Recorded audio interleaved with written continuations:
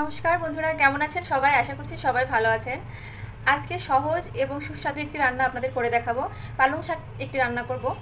পালং শাকের চচ্চড়ি করব আজকে। তো তার জন্য যেটা লাগবে উপকরণগুলো আপনাদের একটু দেখিয়ে দিচ্ছি।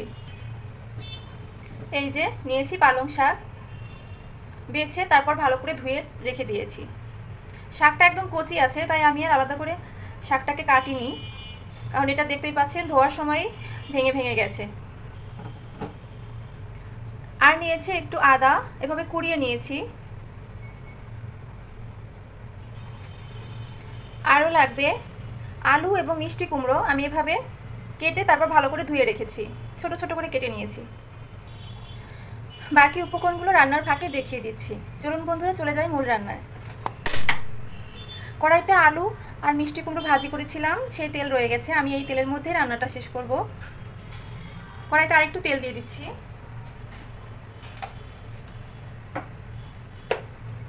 আরেকটু সাদা তেল দিয়ে দিলাম।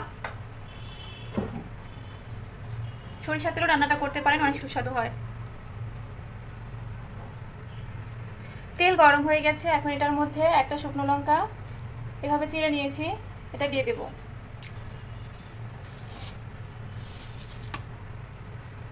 আর ফোড়নে দিয়ে দিচ্ছি 5 ফোড়ন।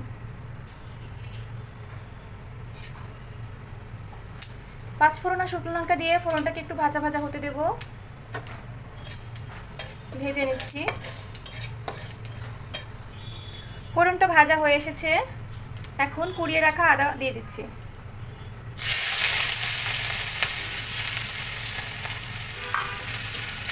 ফোড়নের সঙ্গে আদা একটু লাল লাল করে ভেজে নেব।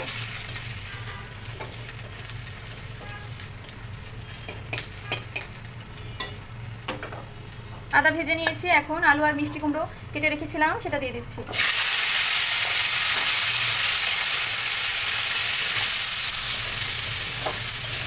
ভালো করে নেড়েচেড়ে মিশিয়ে নিচ্ছি। এই পর্যায়ে লবণ আর হলুদ দিয়ে দিচ্ছি। দিয়ে দিলাম পরিমাণ মতো লবণ, সঙ্গে হলুদের গুঁড়ো।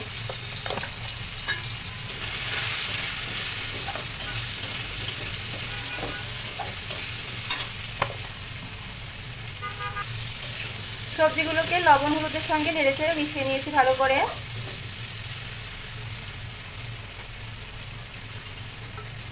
এখন দিয়ে দিচ্ছি কাঁচামরিচ।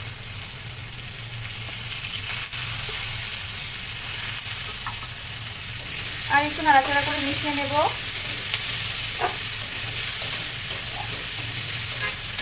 2 থেকে 3 মিনিট এভাবে একটু ভেজে নেব।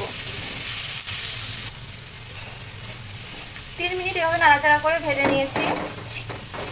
এই পর্যায়ে আলু আর মিষ্টি কুমড়া মোটামুটি হাফ সিদ্ধ হয়ে গেছে। এখন পালং শাক দিয়ে দেব।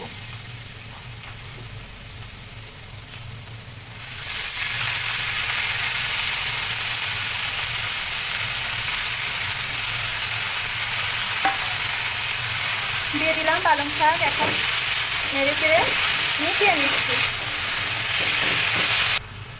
দেখুন, বলেছিলাম না পালং শাকগুলো একদম কচি, আঁচে দেওয়ার সঙ্গে সঙ্গে দেখুন কতটা শাক কমে একদম কতটুকু হয়ে গেছে, পরিমাণটাই দেখুন। শাকটা দিয়ে এভাবে নেড়ে চেড়ে একটু মিশিয়ে নিয়েছি সবজির সঙ্গে। এখন এটাকে একটু ঢাকা দিয়ে দেব। ঢাকা দিয়ে দিলাম।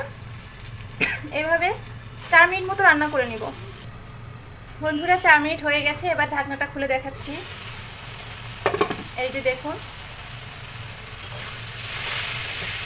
শাক এবং সবজি থেকে যে জলটা বেরিয়েছিল সেটা একদম শুকিয়ে গেছে, আর সমস্ত সবজি শাক সব কিছু ভালোভাবে সিদ্ধ হয়ে গেছে।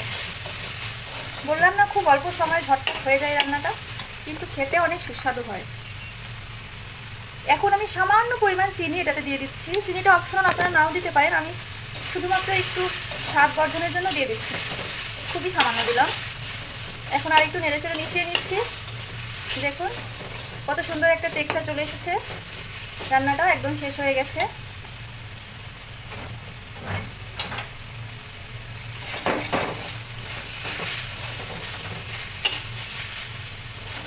রান্নাটা হয়ে গেছে, এখন এটাকে নামিয়ে নেব। নিরামিষ দিনে আপনারা এই রান্নাটা করে দেখবেন। নিরামিষ এই রেসিপিতে খেতে অনেক সুস্বাদু হয়। আশা করছি আপনাদের ভালো লাগবে। রেসিপিটি করে কেমন লাগলো সেটা আমাকে জানাবেন কমেন্ট বক্সে। আবার নতুন কোনো রেসিপি নিয়ে আপনাদের সঙ্গে চলে আসবো অন্য কোনো সময়ে। ভালো থাকবেন সবাই, সুস্থ থাকবেন।